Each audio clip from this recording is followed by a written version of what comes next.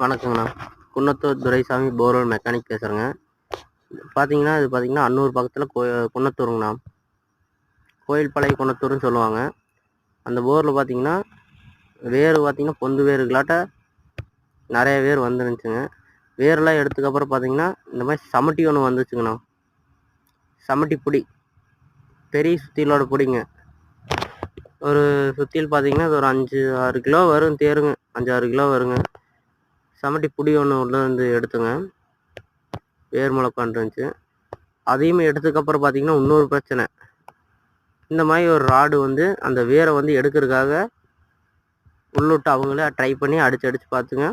அந்த இதுவுமே உள்ளே போய் லாக் ஆகி நின்றுச்சுங்க. இந்த ராடு பார்த்தீங்கன்னா ஒரு 700 அடிக்கு கீழே இருந்துச்சுங்க. கயிற்றுல கட்டி விட்டு வேரெல்லாம் கட் பண்ணி எடுத்துருக்குறாங்க.